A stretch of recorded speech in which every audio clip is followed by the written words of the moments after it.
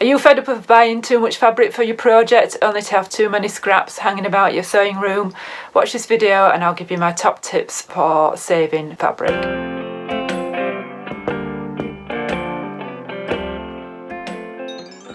Hi everybody, welcome to my channel Frugalisama. My name's Sam and this is where I talk about all things sewing. And today is day 94 of 100 days of sewing, and I'm going to look at how to be more economic with your fabric. First of all, I'd just like to say thank you to everyone who's subscribed so far. It is truly appreciated. So I have lots of videos giving you hints and tips on how to save money whilst you're sewing, and this is a hints and tips video. I've got lots of videos which I call Frugal Fridays, where I look at free patterns, discounts and challenges and competitions and that sort of thing. And I also do videos which are reviews. It was whilst I was sewing this Remy Raglan top by Sew House 7 that I thought I'd put together a little video of all my favourite tips for saving fabric whilst you're sewing. There was a recent feature on Sew Over 50 on their Instagram page that talked about strategies that you can employ to get the most out of your fabric.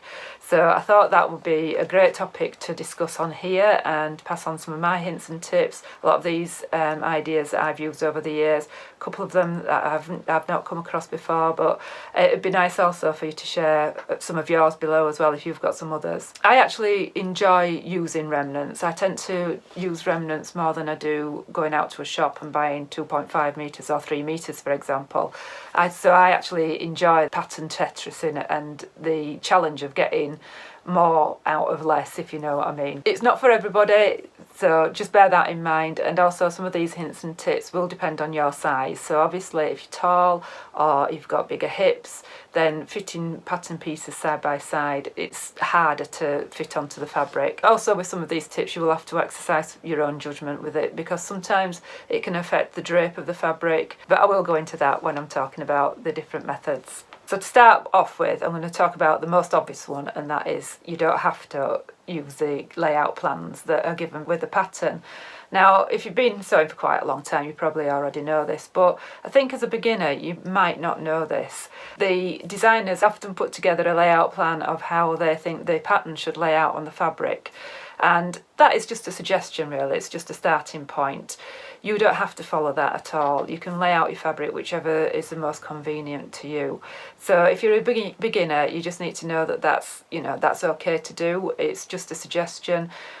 The designers don't overestimate on purpose. They do sort of have in mind that you might have to pattern match, that not everybody's fabric is exactly 150 centimetres wide or 140. It would also be awful if they would tell you that you needed 2 metres for a project, for example, and you need it 2.1. So often they might add on a couple of centimetres just to err on the safe side.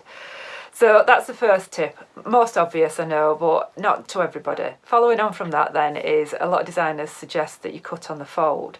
So when you're cutting on the fold, you don't actually have to fold your fabric down the middle. You can actually fold it from the sides inwards, or just measure the widest part of your pattern piece and just fold that amount over.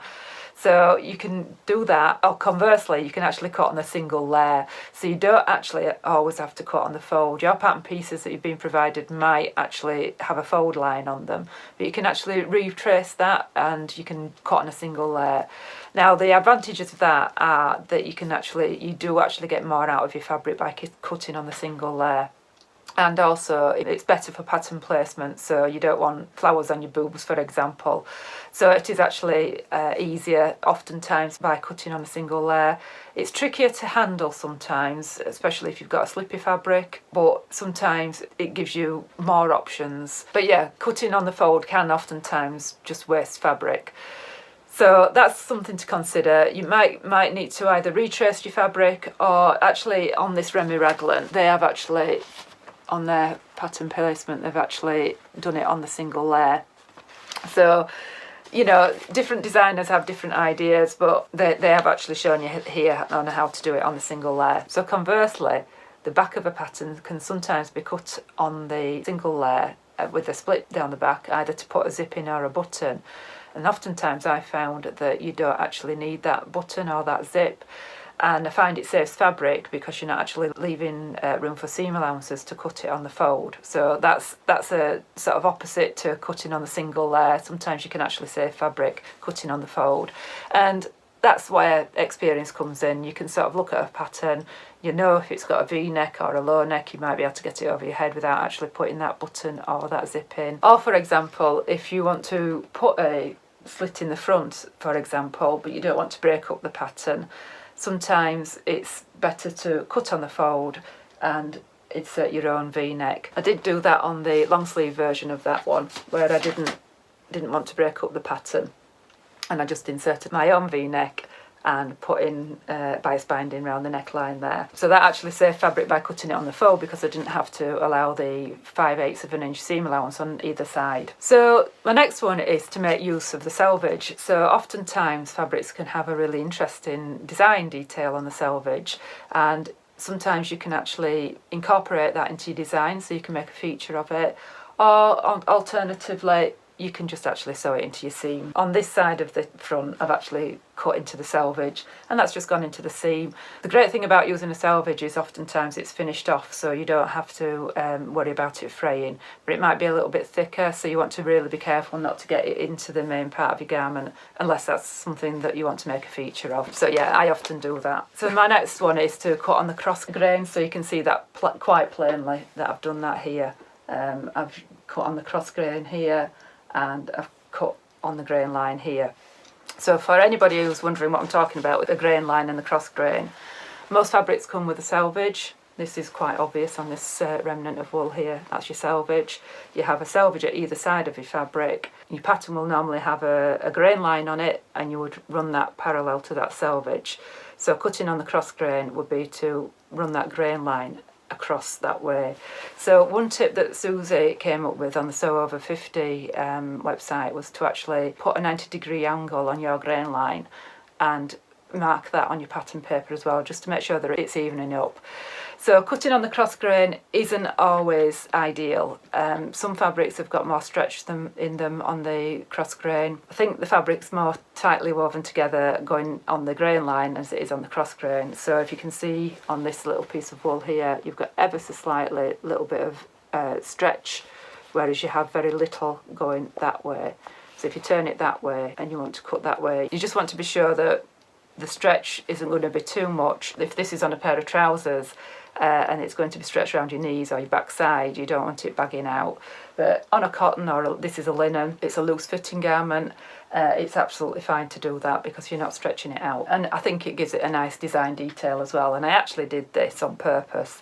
That was a detail that I decided that I wanted to have. But I was actually short of fabric on this one as well. I only had 90 centimetres and the pattern required 1.2 metres, I think. So it's a good technique for using up scraps. And apparently cutting on the cross grains used quite regularly in ready to wear as well, which I didn't know. But don't do it on stretch fabrics unless you really know what you're doing and you're quite happy about which way things are stretching. That's just a word of caution. So just be careful of what it is you're making, but on a loose fitting top like that, it's worked out absolutely fine. So my next one might be a faff too far for people, but it's something that I actually did with this one, and that is changing your seam allowances. The Remy Raglan is designed to have 5/8 of an inch seam allowance, and that's because it has French seams. So it's French seamed throughout, which I'll show you here. The French seam is there. And to do a French seam, you do need a wider seam allowance. Because I was short of fabric on this one, what I actually did was, instead of cutting a size 12, I cut a size 10, but sewed it at 3/8 of an inch seam allowance. So on a loose fitting garment like this, that's absolutely fine. I have no issues with it fitting across my shoulders, for example, because it's a raglan sleeve. So again, I'm issuing this with a word of caution because obviously each garment's going to be different and how it fits is going to be different. I wouldn't do it on a fitted garment, but on this it actually worked out fine.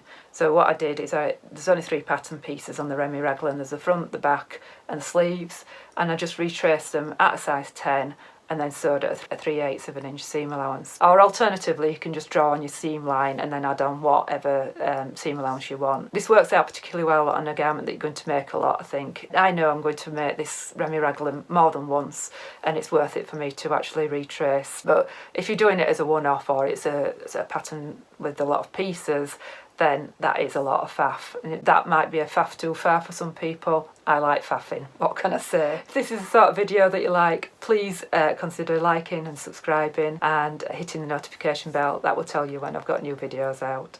So on to my next tip, and this is one that I sort of issue with nearly every video I make, and that is to measure out your pattern pieces against your fabric before buying your fabric.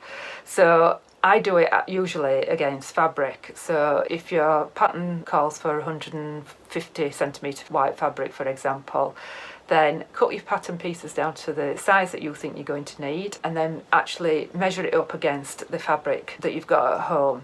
And if you find that you can get it out of 2 metres of fabric and you've not got any patterns to match and you've not got any stripes to match, then just buy the amount that it comes to. Now, a great tip that Susie on the Sew Over 50 Instagram page came out with was that her bed is 150 centimetres wide. And I've measured mine, and mine is too. So that is great, because if you've not got any fabric at home, what do? Obviously you're measuring on the single layer rather than on the double, so you've got to take that into consideration. But it's a great tip, you know, you can just put your pattern pieces onto your bed. If it fits onto the width of your bed, obviously measure your bed, but if it fits onto the width of your bed, and you can measure then how far your pattern pieces come down and you know how much fabric you need. Fantastic. Alternatively, you can measure a square out of your table or your floor, or you know, if you know the width of your bed or your table or your part of the floor that you're measuring on, then fantastic. That way you know how much fabric to buy. Just another word of caution on this, that you just really do need to know the width of fabric that you're going to be buying. So for example, this fabric that I've used here was 120 centimetres wide, which is why I've really struggled to get it out of the fabric that I've got. But most dressmaking fabrics are between 140 and 150 centimetres wide, but there can be 10 centimetres either way, and sometimes you've got a really wide selvage that you can't use, or you can use depending on your attitude. And quilting cottons are only 112 centimetres wide, so that width does make a lot of difference. So you just really do need to make a note of that. And obviously if you're going to have a pattern to match, which brings me on to my next point, pattern matching.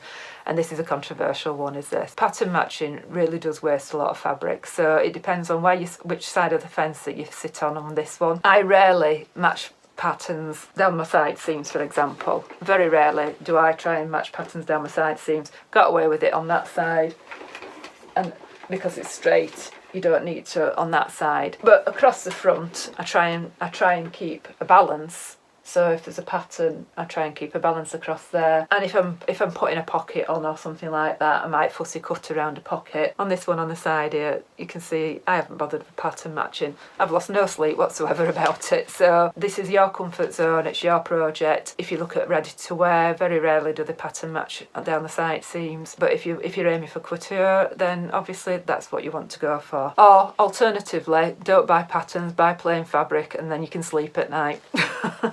You can actually cut upside down as well. You can place your patterns pieces upside down if you've got a plain cotton where there's no distinctive weave. Again, you watch out for stripes and checks.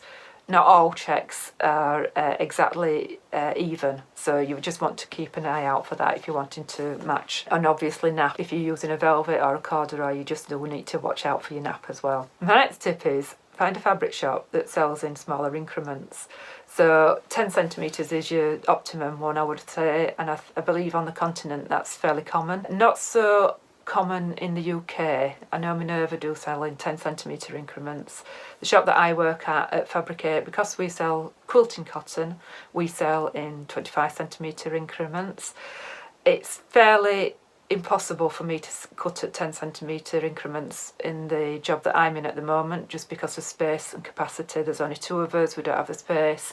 One of us would have to go upstairs and cut out the fabric, and 9 times out of 10 we're working alone, so it's just not practical. But some fabric shops it's more practical. So once you know in your head how much fabric you need, and you need 2.9 metres and you can buy 2.9 metres, why buy 3 metres? But yeah, quarter of a metre is much better than having to buy by the half metre or even by the full metre, which some fabric shops still online sell at. On that subject as well, if you find a fabric shop that will only sell by the metre, maybe consider emailing them and asking them if they'll do it by the quarter metre or by the half metre. It's often down to their software as well, so it's quite difficult for the small business to actually pay for reprogramming their software to accept it online. But as a custom order, they might be prepared to do that. The next one is to colour block. So if you are using remnants rather than actually going out and buying fabric, I mean, this is not exactly colour blocking, but I could have done a different colours on that. And actually on the Sew7 website, they have got an example where they've used 2 different colours at the front and then a different colour at the back. And then you can do different colour sleeves, and that's just making the best use of your fabric. But whilst I'm on that subject of colour blocking, you could use colour blocking to add interest as well. So for example, on this cardigan that I made here, I didn't have enough fabric to do the whole of the hems and the binding around the side in one colour fabric. So I actually colour blocked the inside because that's how I prefer to do it. So it doesn't have to be in your face colour blocking, it could be a bit more subtle than that. That's one way around of getting the most out of your fabric. So my next one on a similar vein is to use bias binding on the hems, and by that what I mean is sometimes a hem allowance is about 1 inch long and you might be just that little bit short of fabric. You could actually just use a bias binding on your hem. You've got to take into consideration whether that hem is part of the design feature and whether it will alter the design line of the garment. But yeah, you can put bias binding on the hem or around the sleeves, or instead of using facings like I like to do, I prefer a bias bound neckline. Coming on to that, facings and pockets do take up a lot of fabric as well. So number one, your facings and your pocket linings don't have to be in the same fabric. You can be done on a different fabric. So often your layouts will include the facings, where you could do that on a spare piece of fabric. Oftentimes the bias binding is cut straight across the fabric, like it is on here. And you can usually cut that out of a 10-inch square of fabric. So I have got a video showing you how to do the continuous bias binding method, which shows you how to get it out of a small amount of fabric rather than cutting a massive diagonal across your fabric and giving you an awkward piece to work with. So that's several in one there. And yeah, on bias binding, you can even buy bias binding. You don't have to make your own. So, shock horror, you can actually go out and buy it. So another little tip is piecing fabric. So the most obvious bit of piecing I've done on this one is on the cuffs here. So I'll just turn it round so you can see. So what I've done here is taken the sleeve pattern, and at that lengthen and shorten line, I've cut my fabric but left a 1/4 inch seam allowance on one direction, turned it round, and then left myself 1/4 inch seam allowance on the other direction, and done a little bit of piecing here. And then I've just formed a proper cuff on the inside. Hopefully you can see that. So I've just turned it under. So the Remy Wrangling is supposed to be a short sleeve but a bit longer and then rolled up. This is so you don't have to roll it up. By giving myself a cuff here, I've done a little bit of piecing. But I've also done piecing elsewhere as well. I've done it under the arm, which you can't see because I just didn't have quite enough fabric there. So you can make a feature of your piecing or you can hide it. It depends, again, what you like to do. So my next one is if you're working on a skirt that's got a full skirt on, not a full circle skirt, but a full skirt, and it's not quite fitting on your fabric. So say your skirt is at that angle there. Instead of having it at that angle, just bring it in a little bit. Generally makes no difference whatsoever how it fits or how it drapes. I've done that several times on dresses where I've just brought it in ever so slightly to fit it onto the available fabric.